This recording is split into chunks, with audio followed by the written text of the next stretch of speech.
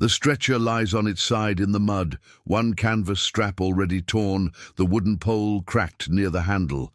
Rain drums against what's left of the trees. Somewhere in the smoke ahead, a man screams.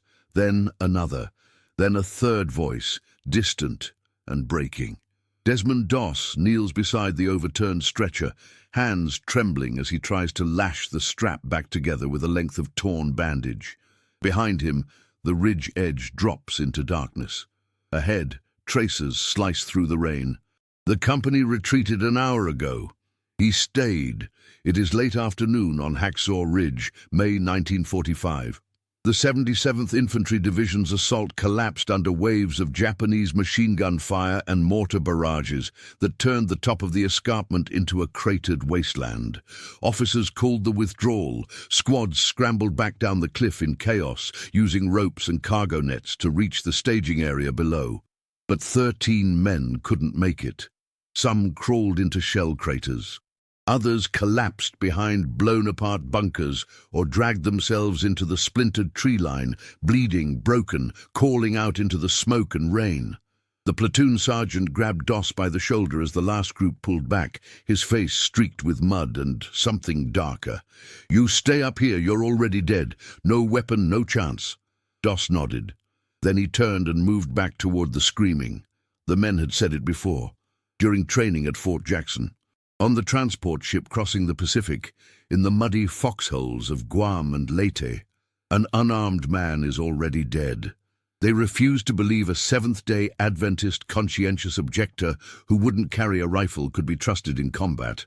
Some called him a coward, others just avoided him. A few wondered if he'd break under fire and get someone killed. Doss never argued. He kept his head down, prayed before every meal, and asked God for one thing, the chance to prove that saving lives mattered more than taking them. Now the ridge belongs to the enemy. Mortars hammer the slope every few minutes, shaking the ground and sending shrapnel screaming through the air. Japanese soldiers hold the high ground in reinforced positions dug into coral and limestone beneath Okinawa's rain-soaked soil. The Americans left their dead where they fell. The wounded are scattered across 200 yards of cratered hell. Doss drags the stretcher upright, tests the cracked pole, and starts moving. The first man is 30 yards out, half buried in a collapsed foxhole. His leg is mangled below the knee. He's unconscious, face grey. Doss slides into the crater, checks his pulse, faint but steady, and binds the leg with a tourniquet and sulfur powder. He can't carry him alone across open ground. So he lays him onto the stretcher, grabs both poles, and starts dragging. The weight is immense, his boots slip, his shoulders scream. A machine gun opens up from the tree line. Bullets snap past. He drops flat, pulling the stretcher down, and waits. The firing stops. He whispers a prayer and keeps dragging. If stories like this make you imagine what you'd do under fire, tell us in the comments how you think you'd react in this situation, and stay with us for the next chapters. Part 2. He reaches the cliff edge and lowers the stretcher down with a rope salvaged from an abandoned supply line. Hands reach up from below. Voices shout encouragement. The first man disappears over the edge. Doss collapses against a shattered log, gasping for air. His canteen is empty, his hands are raw. Smoke drifts across Hacksaw Ridge. Somewhere in the haze, another voice cries out. A rifleman named Garrett watches from a foxhole below, crouched beside the base of the escarpment where the 77th Infantry Division is regrouping. He's the one who mocked Doss during training, calling him the preacher boy who won't fight. Now he watches the rope sway and descend again, carrying another wounded man. Garrett doesn't understand. The lieutenant gave the order to pull back. Everyone obeyed. Everyone except the medic with no rifle. "He's gonna get himself killed," Garrett mutters to the man beside him. "Maybe, but he's bringing them out." Doss stands, closes his eyes, whispers another prayer, and moves back into the smoke. The second man is pinned beneath a fallen tree, ribs cracked, coughing blood. Doss pries the trunk up with a splintered plank and drags him free. The third man took shrapnel to the stomach and can't stop shaking. The fourth man is delirious, calling for his mother. Doss moves between them like a ghost, kneeling in the mud, wrapping wounds, murmuring reassurances. He's not sure he believes himself. The stretcher becomes his lifeline. He drags it back and forth across the killing zone, one man at a time. Each trip takes longer. His legs buckle, his vision blurs. Japanese patrols probe the ridge, shadows moving through the smoke and rain on Okinawa's cratered plateau. Twice, Doss freezes behind cover as enemy soldiers pass within yards. He can hear their voices, low and urgent. Once, a grenade explodes 10 feet away, showering him with dirt and rock. He keeps moving. By the fifth man, the stretcher pole cracks deeper. Doss stares at the fracture spreading through the wood, then strips his belt and uses it to bind the pieces together. It holds, barely. He drags the fifth man to the edge and lowers him down. The sixth man is unconscious, barely breathing. The seventh man begs Doss to leave him, certain they'll both die. Doss ignores him, ties a bandage around his shattered arm, and starts dragging. Below the ridge, a doctor named Erickson tends to the wounded as they arrive. He's worked aid stations from Saipan to Iwo Jima, but he's never seen anything like this. 7 men lowered from a ridge everyone assumed was lost. He asks who's still up there. Just the medic, someone says. The one without a rifle? That's the one. Erickson looks up at the cliff face, at the rope swaying in the rain, and shakes his head. He returns to his work, cleaning wounds, administering morphine, writing names on tags. But he keeps glancing at the rope. Part 3. Nightfall comes fast. The ridge goes dark except for distant fires and the occasional flare bursting overhead, casting Hacksaw Ridge in brief, ghostly light. Doss moves by sound now, following the cries, the groans, the shallow breathing of men trapped in Okinawa's killing fields. His hands are numb. His back feels like it's splitting apart. He's lost count of the trips. He kneels beside the 8th man, a kid, maybe 19, gut-shot and fading. Doss presses sulfur into the wound, wraps it tight, and whispers, "You're going home." The kid doesn't respond. Doss drags him anyway. The 9th man is buried under rubble from a collapsed bunker. Doss digs with his bare hands, pulling away rocks and splintered beams until he uncovers a face, still breathing. He drags him out. The 10th man took a bullet through the thigh and can't stop bleeding. Doss uses the last of his morphine and ties a makeshift bandage from a torn shirt. The 11th man is wedged in a crater, half drowned in muddy water. Doss hauls him up by the collar and drags him across his shoulders. By now, rumors are spreading through the 77th Infantry Division's position below. Men gather near the cliff edge, watching the rope descend again and again. Officers huddle around radios, listening to reports from other sectors. The Japanese are reinforcing. A counterattack is expected before dawn. Orders come down to hold position and wait. "What about the medic?" someone asks. "He's on his own," the lieutenant says quietly. But he doesn't sound convinced. He keeps staring at the ridge. Garrett sits with his rifle across his knees, watching the rope. He remembers calling Doss a coward, remembers laughing when Doss refused to touch a weapon during drills. Now he can't look away from the cliff edge. 11 men saved, no rifle, no backup, just faith and a stretcher held together with a belt. "I wouldn't go back up there for anything," Garrett says. "He's doing it for everyone." Doss doesn't hear them. He's kneeling beside the 12th man now, slumped against a shattered tree, unconscious, face pale as ash. Doss checks his pulse, ties him onto the stretcher, and starts pulling. The stretcher groans. The belt holding the pole together slips. Doss tightens it, prays, and keeps moving. Then he finds the 13th man, conscious, terrified, eyes wide in the darkness. "Leave me!" the man begs. "You can't save us both." Doss looks at him, rain streaming down his face. "I didn't come this far to leave you. Would you follow the orders exactly, or trust what your own eyes and instincts tell you in a moment like this? Comment which path you'd take, and share this episode with someone who loves real human stories from history. Part 4. Doss loops a rope under the 13th man's arms, ties it around his own waist, and starts crawling toward the cliff edge. Machine gun fire rakes Hacksaw Ridge. Mortars explode in the distance, sending shockwaves through the rain-soaked ground of Okinawa. Doss moves one agonizing foot at a time, dragging the man behind him, whispering prayers under his breath. His vision tunnels. His legs shake with every step. The man keeps apologizing, keeps telling him to stop. "Just hold on," Doss says. The stretcher lies abandoned somewhere behind them, both poles finally broken beyond repair. The belt that held it together dangles from Doss's waist. Frayed and mud-soaked, it became the symbol of everything he's done tonight, something broken that refused to quit, something held together by improvisation and stubbornness when all logic said it should have collapsed hours ago. When he reaches the cliff edge, hands reach up to take the man, voices shout his name. Doss collapses onto his back, staring up at the dark sky. Rain falls into his open mouth. His entire body shakes. He doesn't move for a long time. Eventually, someone climbs up and hauls him down.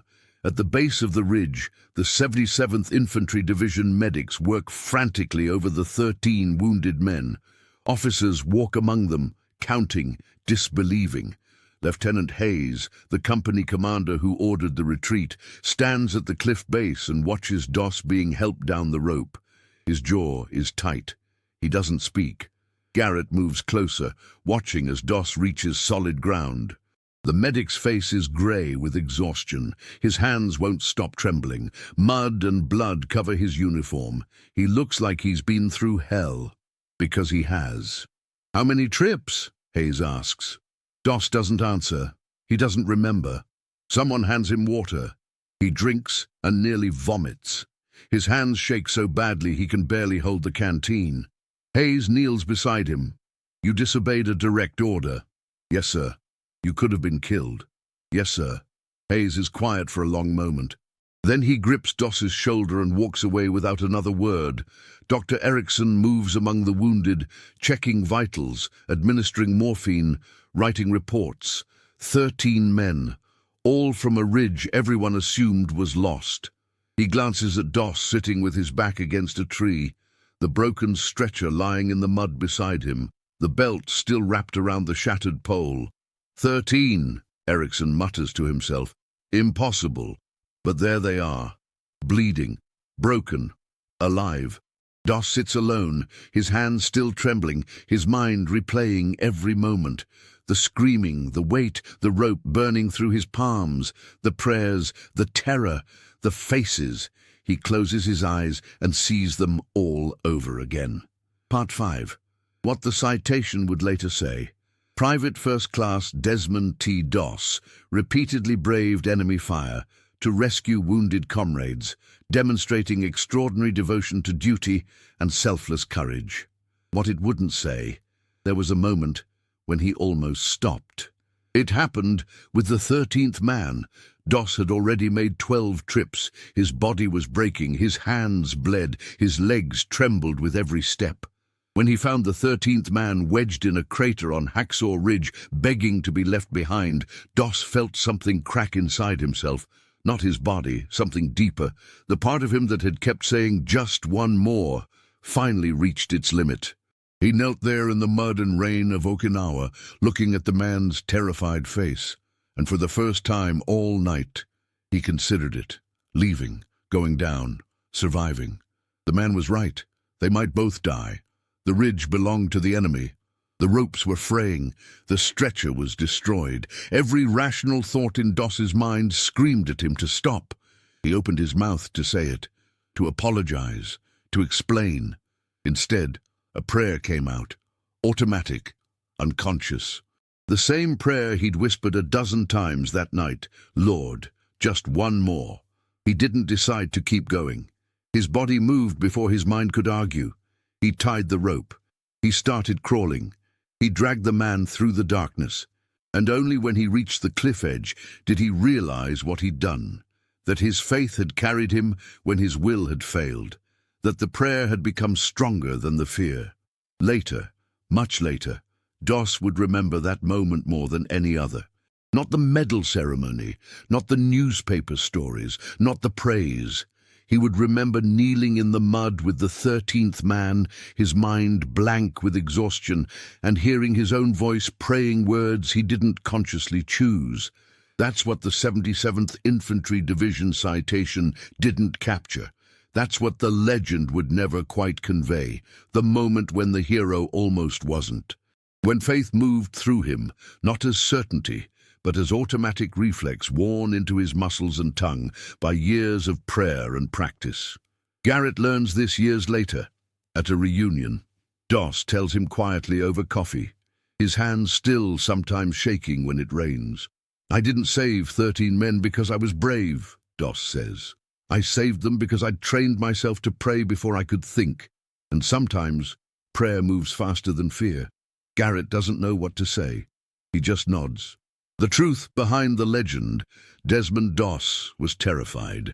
He almost quit, and the only thing that kept him moving was a prayer so deeply embedded in his being that it spoke when he couldn't. Part 6. The official after-action report from the 77th Infantry Division, Okinawa Operation, May 5, 1945.